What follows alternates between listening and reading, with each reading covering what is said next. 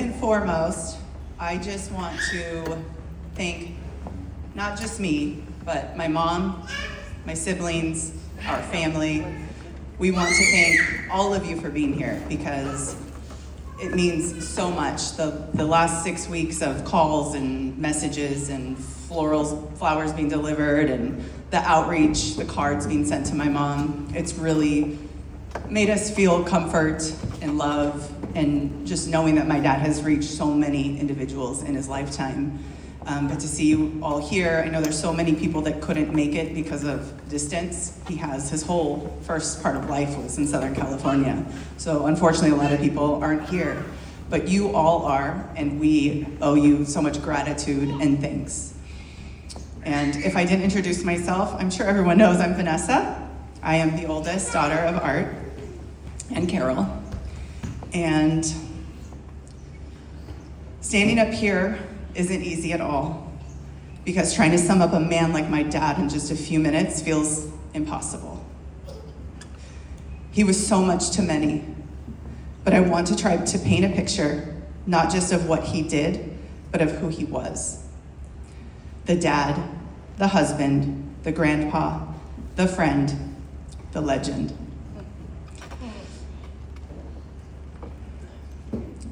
The mountain of a man we called Dad. I read a message from one of our childhood friends when my dad passed that stuck with me. He wrote, "The way I always thought of Art and described him was a mountain of a man. As kids growing up, he seemed like the biggest man we'd ever seen." And yes, physically, that was true. But the more I sat with those words these last 6 weeks, the more I realized my dad truly was a mountain in every way. He didn't do anything small. Everything was big. His personality, his presence, his opinions, his stubbornness, his love, his fearlessness, everything about him was big. Solid, grounded, larger than life, unshakable. You always knew where you stood with him. He didn't do halfway. He was all in. Whether it was fixing something, telling you a story, giving you advice you didn't ask for, or showing up to help someone out, he was solid, he was strong. If he was in your corner, you had something unshakable to lean on. Art's way. My dad was one of those rare people who seemed to arrive on this earth already knowing how things worked. HVAC, electrical, plumbing, construction, and anything with an engine. If it had parts, he understood them. If it was broken, he could fix it. A true tradesman. Every tool had its place. Every part had a purpose. He had the right equipment for every job. Always top of the line. And he knew how to use it. There wasn't a thing that man couldn't figure out. He just knew things. Not because someone taught him, but because he paid attention, because he spent a lifetime learning with his hands, with his eyes, and with his gut. And if he didn't know, he would do the research and figure it out. Growing up, I honestly believed all dads were built that way, like God stamped doer of all the things on every father's birth certificate. Turns out that was just my dad. Just the other day, my car started making this strange, loud noise, and my very first thought was, I wish I could just hand Dad the keys. He'd take a quick drive down the street, listen for 5 seconds, and know exactly what was wrong. No second guesses, no need for a mechanic, just instinct, experience, and that steady confidence he always carried. He was particular. Oh my gosh, was he particular about everything. He had a very specific way of doing things. I'm sure most of you know that. Most of the time, it didn't make much sense to the rest of us, but to him, it was gospel. Don't you dare mess with his tools, touch his stereo, or try to help him park the trailer or boat. He had a method for all of it. And if you didn't follow it, you were about to get the look and maybe a few gentle words to go with it. But the magic wasn't just that he had a way. It was how deeply he believed in it. He'd let you try something your way for a minute, but if it didn't align with his vision, chances were he'd step in and take over. or wait until you were done and quietly go back and redo it the right way, the art way. It could drive you nuts in the moment, but now I catch myself doing it too. And every time I laugh because I know exactly where I got it from. I am absolutely my father's daughter. A big heart and a rugged shell. My dad was tough, stubborn, and oh so opinionated.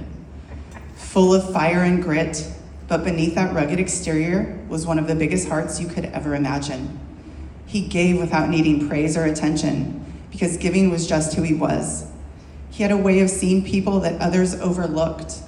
The hurting, the forgotten, the ones most would walk right past, he'd walk toward.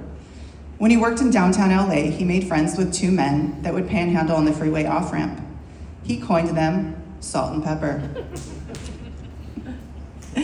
They weren't just names to him, they were people.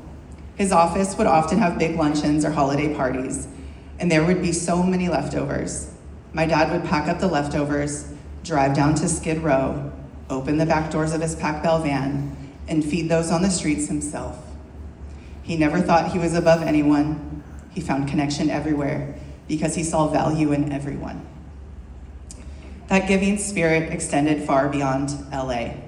Anytime he headed down to Mexico for a race, he made it a point to stop at the local orphanage with bags of clothes or supplies and even sometimes some brand new bikes for the kids.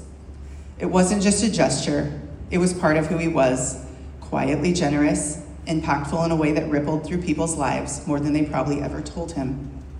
And at home, that big heart showed up in a different way, through his joy.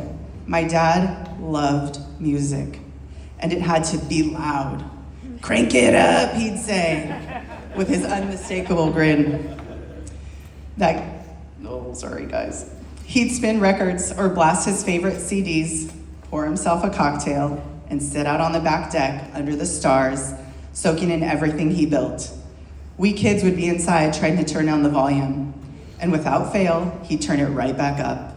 It's one of the clearest memories I have of him, a man completely in his element, alive, full of love, loud music, and the kind of presence that filled space without even trying. That was my dad. Strong, fiery, and fiercely loving. He made his presence known, and he made his love felt. Nicknames, laughter, and love. If you knew my dad, you know he had a nickname for everyone. It was his signature move. His way of claiming you as one of his own. Sometimes they made perfect sense, and other times, not at all. But once he gave you one, it stuck, and that was just him. He had a special nickname for each of us, and they weren't just nicknames, they were pure dad. I was just Nessie, simple and straightforward, probably because I was the firstborn and he hadn't hit his full nickname stride yet. Justin was Big Wave Dave, or Just in Time.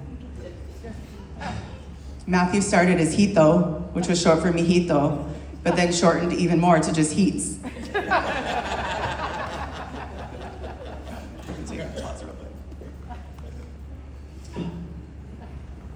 And Michelle, she was Scooter. As a baby, she never crawled, just scooted around on her back. And from that moment on, the name stuck, Scooter Girl. It wasn't just a nickname, it became part of who she was. His most iconic, most precious nickname of all. You could hear the love in his voice every time he said it. My Scoots! That was his Scooter Girl, and she always will be. To this day, some people only know her as Scooter. That's how deep it ran. Dad loved to laugh. He was a smart ass, a ball buster, and the king of his own punchlines. He'd make himself laugh so hard when he was telling us a very funny story, so hard that his eyes would disappear and be squeezed shut. That laugh could light up a house. He didn't hold back, and he didn't care who was watching. He had an incredible ability to connect with people. Strangers weren't strangers for long with my dad, He could strike up a conversation with anyone, anywhere, and by the end of it, the chances were they discovered they had a mutual friend or a shared memory. He built bridges across generations and backgrounds, always finding common ground. The man on the other end of the line. If my dad had a love language, it was the phone. He talked louder than anyone I've ever met, and yeah, he usually talked right over you. But he cared. He called because he wanted to stay connected, to check in, even if the conversation was mostly him talking. The fact that he called at all meant something. He didn't let people drift. He kept in touch the old school way by picking up the phone and making the effort. He'd call just to catch up, brag a little bit about the family, or shoot the breeze about his next trip he had planned.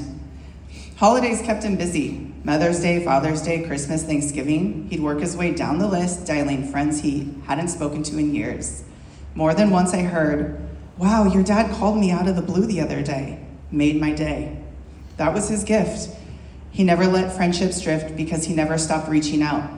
Loud voice, bigger laugh, and a heart that refused to let people feel forgotten. That was my dad on the other end of the line. And it wasn't just calls, he showed up. If someone needed something, support, advice, backup, he was there. No hesitations, no excuses. He was that friend who came through without having to be asked. He gave his time, his loyalty, his presence, always. That's something I'll always admire, his ability to keep friendships alive, many of them since childhood.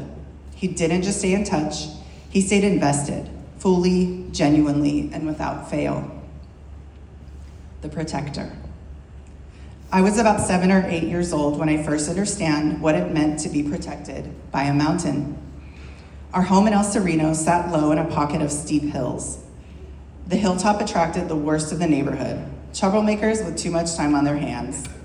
And one early evening, my dad was outside, shirt off, washing his cars, when he heard bottles shattering. The guys at the top of the hill had pulled out guns and were shooting beer bottles along the curb. And what did my dad do? He grabbed his baseball bat and walked straight up the hill like it was his. No hesitation, no fear, just this unshakable sense of, not on my watch. I was just a little girl and I remember being absolutely terrified, crying and running inside to tell my mom. But looking back, I realized I wasn't scared for me. I always felt safe. I was scared for him. That was my dad, fierce protector. This was his street, his neighborhood, and he wasn't gonna let anyone threaten the people he loved. Not long after that, our house was broken into. Not once, but twice. We came home to drawers yanked out, piggy banks shattered, and the safe feeling of home stripped away. It broke my parents' heart to see everything they'd worked for violated. So Dad made the biggest call of his life. We were leaving the only home we'd ever known. He packed up our whole world, said goodbye to every cousin, friend, and familiar corner, and drove us north to a little town in Northern California called Meta Vista. It was a total culture shock. Everything felt different. Quieter, smaller, new schools, new friends, safer streets, and room to grow. But as hard as that move was, it turned out to be one of the best things he ever did for us. My dad taught us a million lessons growing up, but one I carry with me every day is this: always stand up for what's right. Speak up, especially when others can't. I remember being at Mel's Diner one night with my now husband. Where are you, Ivan? A group of probably 20-year-old boys, around the same age as me at the time, were at a nearby table and being awful to the waiter. They were mocking him, calling him names, and just being so mean. I sat there for a second, feeling that uncomfortable knot in my chest, knowing it needed to stop. So I stood up and I said something. I called them out. I told them how wrong and disrespectful they were, and I watched their confidence shrink. Not because I wanted to cause a scene, but because I couldn't just sit there and do nothing, because I had to, because that's what my dad taught me. When someone's being mistreated, you speak up, you use your voice, you don't look away. That's just who he raised me to be. The racer, Baja Art. My dad had gasoline in his veins from the time he was a kid. It was all about speed, engines, and adrenaline. He grew up racing motorcycles, drag racing souped up hot rods, tearing up the streets late at night in his muscle cars. He lived for it. If it had an engine, he wanted to ride it, race it, read about it, just be around it. He knew how to build engines, tune them, fix them, break them down, and build them back better. In the early years, you could find him at Pismo, Glamis, or Riverside Raceway on the weekend. Racing wasn't just a hobby, it was who he was, and the love never faded, not once. Even when he started a family, racing didn't take a back seat. He brought us into it every step of the way. If he was heading to a race, we were packed up and going too. Car shows, Baja, desert runs, long drives to Parker, we were there, cheering him on or soaking it all in. I was 8 weeks old at my first off-road race, the Mint 400 in Las Vegas. That's how early it started. He didn't leave racing behind when he became a dad. He invited us into the world he loved and helped us all fall in love with it too. Somewhere along the way, he even earned the name Baja Art. Equal parts badge of honor and loving joke that somehow just fit. If you knew him, you got it. And it said everything about the kind of wide, full throttle, one-of-a-kind man he was. And somehow, through charm, hustle, and as I've said before, his incredible ability to connect with people, he found his way onto dragster crews over the years. Big names, big races. He'd show up, talk shop, and the next thing you know, he was wrenching on the car. He just fit in that world. Grease under his nails, adrenaline in his veins, ear-to-ear grin. That was his element. Same went for off-road. He was on many chase teams throughout his life. He'd run chase and help wrench on the cars mid-race, jumping in the chaos like it was second nature. That's just who he was. People wanted him around because he knew what he was doing, he had the skills, he had heart, and he could talk to anyone. That was Dad. He lit up watching us get excited too. He couldn't wait to get dirt bikes for the boys when they were younger. Took so much pride in seeing that passion passed down to not only his children, but his grandchildren as well. Even later in life, he'd sit with the grandkids and tell them about the old race days and all the wild stories from back in the day. He just loved talking about it. The races he went to, the people he met, the chaos, the fun. And when he told those stories, you could see it. He would come alive. Some of the best memories we have are riding through Mexico, watching the Baja with him, eating tacos and laughing together. That was his dream life, family and horsepower all rolled into one. And that passion didn't die with him. It lives in us now and will continue to carry the traditions. Quirks, toys, and the art of living. My dad had quirks. That was just so him. He loved toys, and oh, there were a lot of them. Trailers, razors, race cars, motorcycles, trucks, old and new, Volkswagens, the Harley, the boat, jet ski, the list went on. And he never sold anything. He just added to his collection. Each one had a story, a memory, a moment, and they were all kept in pristine condition. Of course, he was meticulous. Cherry, he'd like to say. Everything had to be cherry. His cars, his toys, his gear. He cared for it all like it was gold. And don't even think about peeling, wait, hold on, sorry guys. He wouldn't even put miles on his own vehicles.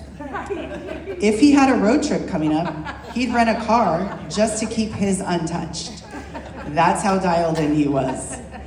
Every original box and manual, saved, labeled, stacked just right. We literally found a pair of snow goggles when he passed from the 70s, still in their original box, untouched and pristine. That was Dad. And don't even think about peeling the plastic off a new screen or appliance. That clear protective film stayed on until it fell off on its own. It used to drive us crazy, and now it just makes us smile. That was part of his charm.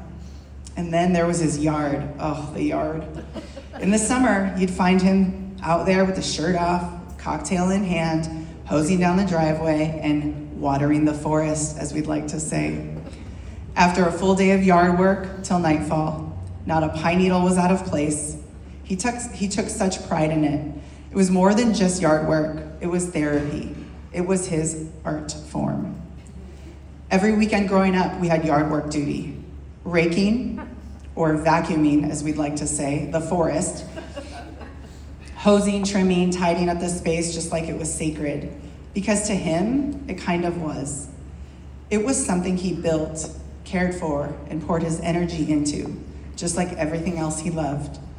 His cars, his yard, and yes, his hair. He loved his hair, brushed it constantly. He always had a brush in the car, and without fail, right before walking into ever we were going, he'd stand outside the car, look at his reflection in the car window, and brush until perfection, making us all wait. That was art. And somehow, despite chemo and radiation, he kept an almost full head of hair all the way to the end. We used to laugh that it was because of his special routine, that his hair brushing ritual was so strong, even chemo didn't stand a chance. The love of his life. And then there was the greatest love story of his life, my mom. Their love was real, deep, loyal. They were partners in every sense of the word. Through every chapter, every high, every heartbreak. My dad had a tough exterior, but the way he loved my mom was tender, protective, and unwavering. She was his baby cakes, his BC. The way he looked at her, joked with her, cared for her. It was clear she was his whole world. Even in his final days, that love never faded.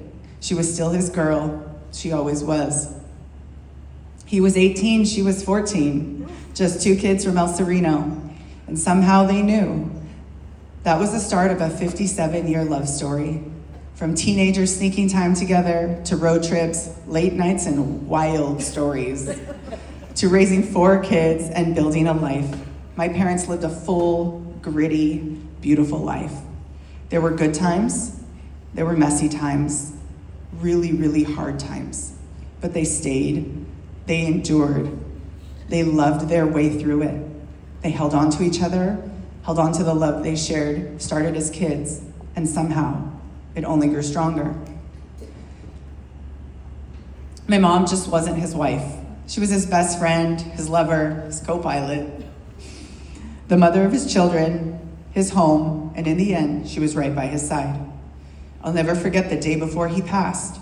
He was lying in the hospital bed, not really talking, mostly mumbling. My mom sat beside him, desperate to hear his voice, just one more clear word. One more sign from him. I was there when she leaned in, held his hand, and said, "Art, tell me you love me." And somehow, from somewhere deep inside, he gathered whatever strength he had left and mumbled the words, "I love you," clear as day. And I believe with everything in me, that's the last thing he wanted to make sure she had heard. Grandpa Art.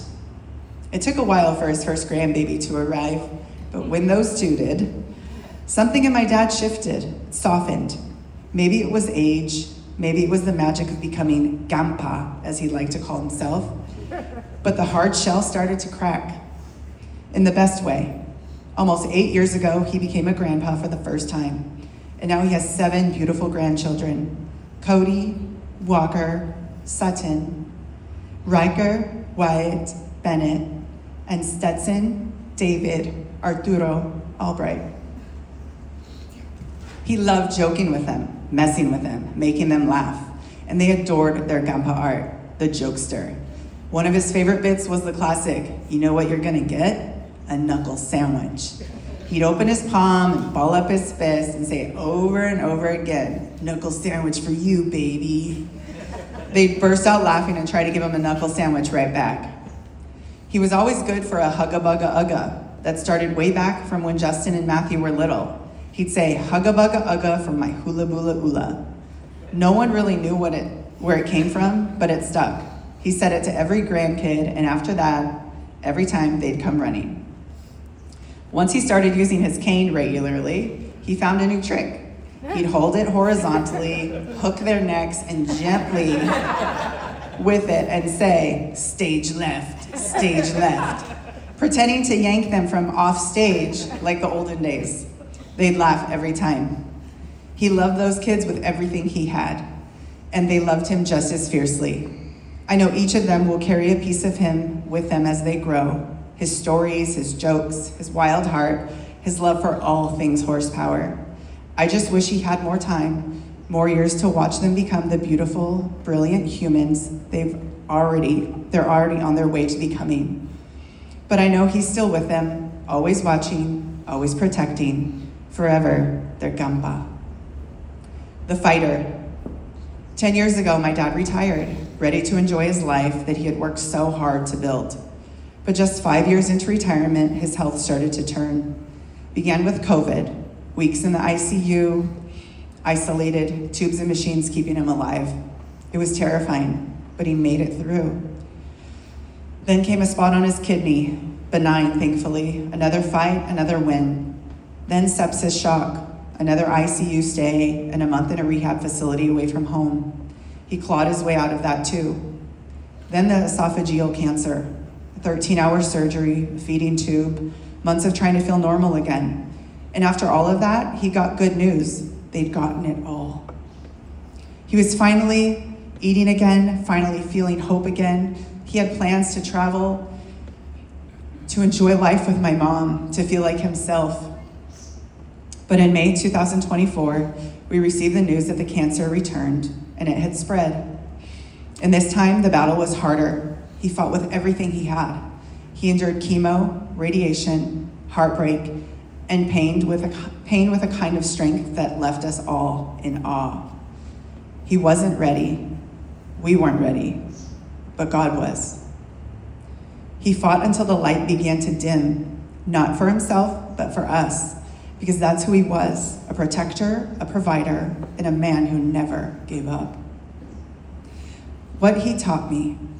There's so much my dad taught me, lessons that shaped who I am. He taught me to stand up for myself, to go against the grain, to not care what anyone thinks, because other people's opinions, they don't matter. He taught me to think for myself, to be strong, to be bold. Because of him, I can build things, fix things, use tools, create, assemble, figure things out on my own. That was my dad. No nonsense, no handouts, no asking for help. He was self-sufficient, strong, a backbone kind of man. A leader, never a follower. And he raised us to be the same. We were both strong-headed. We didn't always see eye to eye. And sometimes we'd butt heads like only two people cut from the same cloth could. But deep down, I know he was proud of that. Proud that I had the same fire, the same grit. And more than anything, he was proud of his kids, proud of the family he had, and he and my mom raised. He knew we were going to be okay. He lived a beautiful life, and he knew it, full of unforgettable memories, wild stories, and a love that held it all together. What remains? I'll miss his voice, his stories, his endless phone calls, FaceTimes with the kids, his opinion on everything, the way he quietly watched over us all, and the way he showed love in his own unmistakable way. I am so proud to be his daughter, so proud of the man he was, so proud of the legacy he left behind. He was a mountain of a man, a legend, and he will never stop standing tall in our hearts.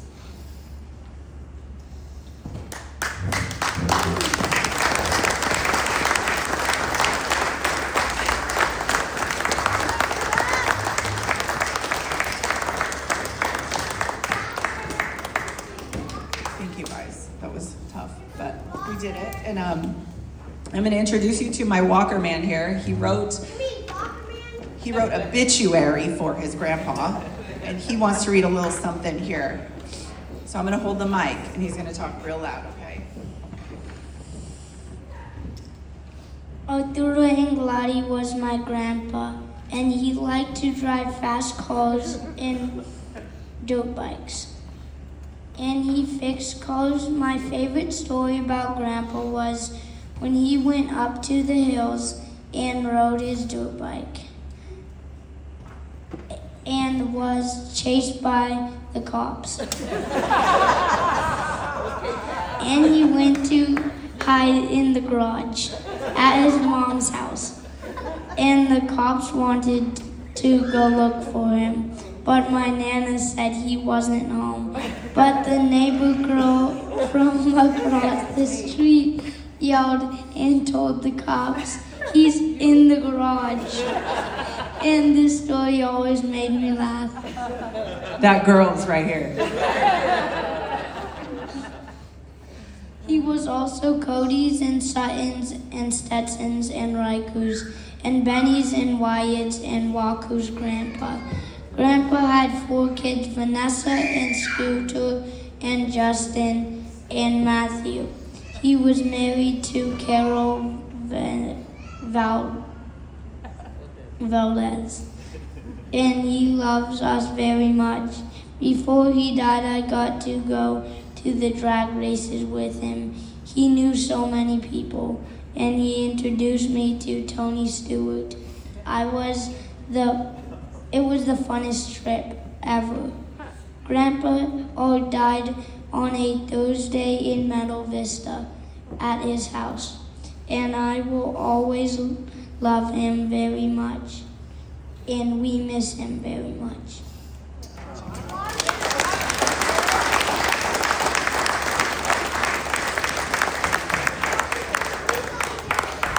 And I just want to ask anyone else, if you have a story or you want to say something about my dad, please feel free. You don't have to come up here.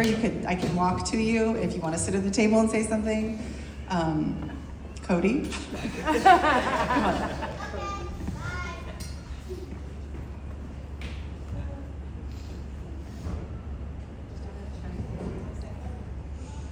My grandpa was a nice guy and he always cared for others.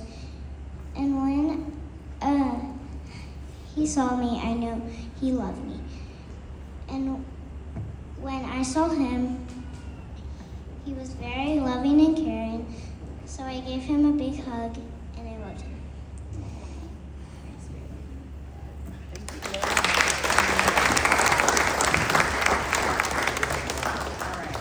I don't want to put pressure.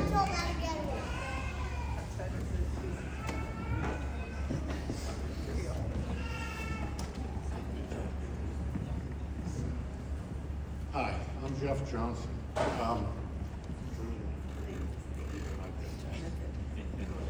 But to Art, I was John Stone.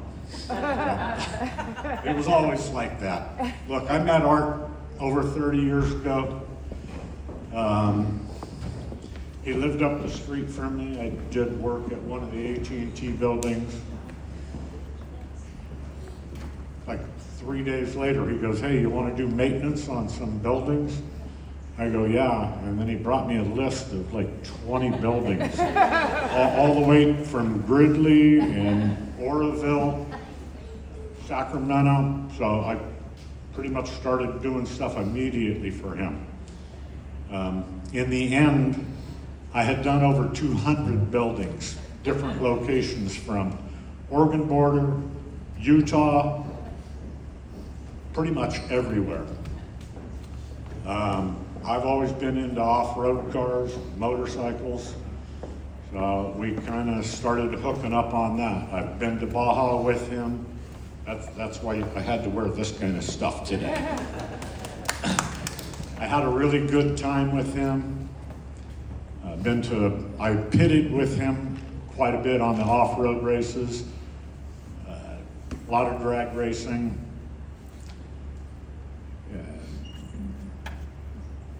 He was just a really good guy and a really good friend. I'll always miss him. And I got to watch these kids grow up from when they were little. They were like that size when I met them. But Carol's always been close to me. Art's been close. And I will miss him. So I hope he's in a better place with a damn off-road car. that's about all I can say. I do miss him, and I think of him often. I just hope he's out of pain.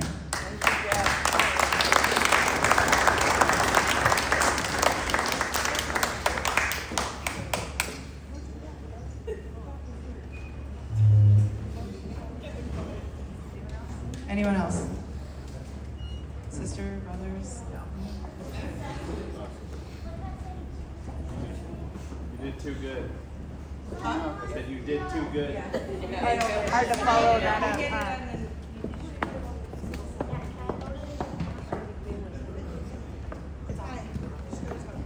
Hi, my name is Dolores Mercer, and my husband walked out of the room, so that's why I snuck up here to tell you our story. So about 10 years ago, we ran into them we ran into Carol and Art on our way to Oregon to go see the eclipse, and we stopped at Mount Shasta. We hung out at the Black Bear Diner and had lunch. But before that, we had met at the river, and Art took us all on his boat, all 25, 30 Mexicans, on a boat. And poor guy, he kept running people back and forth, beaching his boat. Remember that? It was so hot, we didn't know what we were doing. We took all the kids to the Laughlin. We were in Laughlin, and we took them to a hotel, and we left them there. Security called us and said, hey, come and get your wild kids, because they were feral. I mean, really and truly, our kids were wild. But anyways, that was the beginning. In 2019, we decided to go to Woodstock, celebrate the 50 years of Woodstock. We went on a 6-week ride, and we met them in Reno, where I told Carol, get on my bike, get on my bike. So she did it, she fell, she broke her wrist, and she didn't tell anybody. So she traveled the 6 weeks over there, came back with a broken wrist. But anyway, that's another story. So we named her Tumbelina, and we named Art the Topper, because every story you tell, he had to have a better one, right? So we called him the Topper. So we stopped in all these states. Every state we stopped at was a big do, right? We got bid up in Oklahoma City. We watched the fireflies. We stopped in New Jersey, where the winds came through and tore off the awning of his trailer. And he was so mad he wouldn't come out of his motorhome for 3 days. So finally we told him, you gotta come out. So there's a picture of them sitting out in front of the New York Stock Exchange. He kept telling Carol, see Carol, that's where all our money's at. See that? That's where all my monies are at. Because anyway, so that was the end of that. And then on the way back, we parted our ways in Utah. They came back on the 80 and we went south in the 15. But that was a trip of all time. And I think that we never thought we would be able to get along with them because, Art is big and my Art is big too. He's a topper of all toppers. But anyway, so that was the story. We've been really good friends since. And, we visited him the week before he passed. And I told Carol, he's tired, let him go, right? But anyway, he was really tired, and he did suffer a lot, and thank God he's in a better place now. It's hard for those left behind to say, yeah, that's a good thing, but really and truly, we have to think of the person that we love. You gotta let him go. And it was his time to go that morning that he passed, and Matthew stayed with them, and you were all together in that. So you're really blessed and lucky to have had that time with him, to be there with him for his last breath. Okay? Yeah. All right. Thank you very much. Thank you.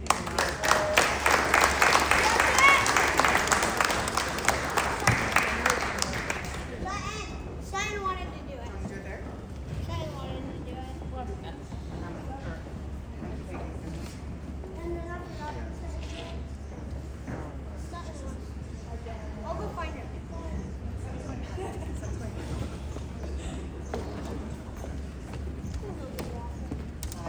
I'm Art's sister. He was my big brother. I don't know if I'm going to be able to go through this, but we had a great childhood. He was always there for us. There were 3 girls and Art. He always had something for us to do. Playing forts, he would make us tree houses. He made us skateboards out of roller skates. I mean, we had a fantastic life because he was so, inventive in everything. As they were saying, He had nicknames for everybody. I was his Peggy O'Neill. I don't know why. Well, my son was, what were you called? Lumbo. The kids. I mean, he was a great person. He was very strong. He, you know, he would call me when he was in the service in San Diego and say, come on, like it was nothing. Come on, pick me up, I'm in San Diego.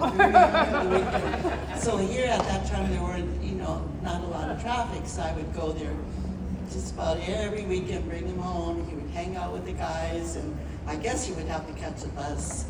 But he was a great person, strong-willed. He said that I did everything half-assed because his was the perfect way. But with 4 kids, I was always on a budget. You know, I didn't get to adventure. I just made things work. But I'm gonna miss him. I'm gonna miss his weekly calls. He was my big brother, and he'll always be my big brother.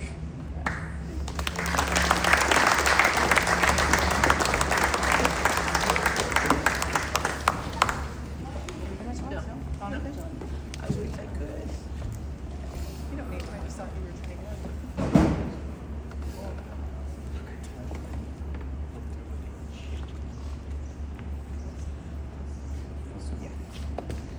My name is Jonathan Robert Carell. When I say my middle name, I say my middle name when I get really nervous and scared, I guess. Art and Carol were my godparents. I'll tell you a funny story about it right now, but I guess the story is they were supposed to baptize me, and my dad and Art were cousins, and I think my dad got drunk or something happened, and he didn't show up to the church. So they never officially baptized me, right? But I always looked at them like my godparents, right? Vanessa recently sent me a picture of when me, her, Scooter, and my sister were little, and it was on Lock Street, and it brought back so many memories. So many memories of times that we had together. And I remember I always wanted to be with Art. I always wanted to be with them. And so much so that him and my dad would party, and I would want to stay there, and my dad was like, no, I gotta get Jonathan, I gotta get him home, you know? And I always wanted to stay with them. And I remember feeling this loss of when you guys moved up here.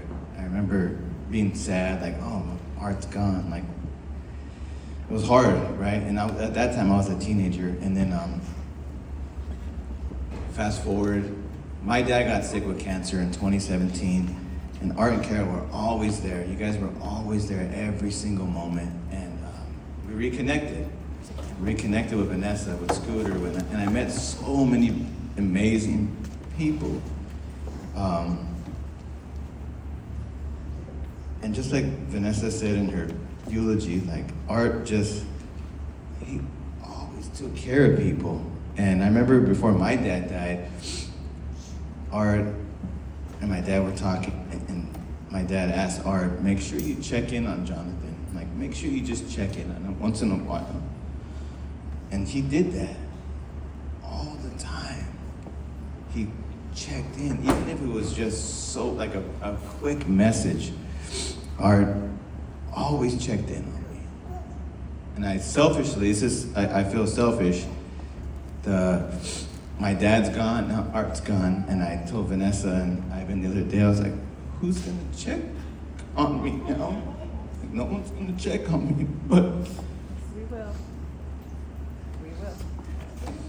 he was just, like Vanessa said, a mountain of a man, and the heart that he had, oh my gosh. His phone, I saw voicemails, and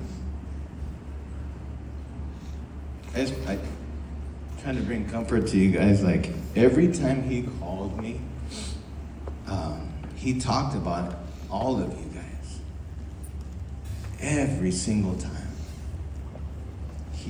How proud of you he was. He would always say, hey man, Vanessa, Scooter, he's like, they take care of business, they don't take shit from nobody, and don't mess with them.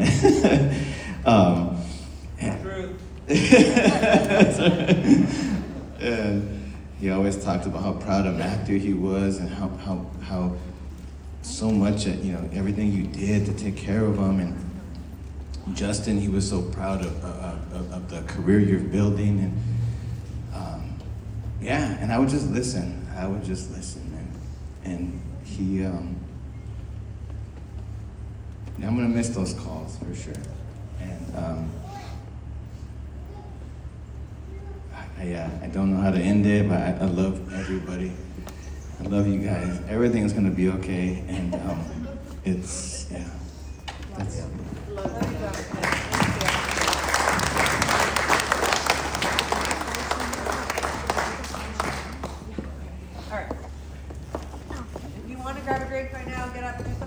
I'm going to do one last thing. I put together, we have been going through catalogs of photos for weeks, and we put together a beautiful slideshow for the last final tribute to my father. So if you want to grab a drink or some more chips, food will be served as soon as this is over in this room. So help yourself as soon as this is over, just go ahead and get in line.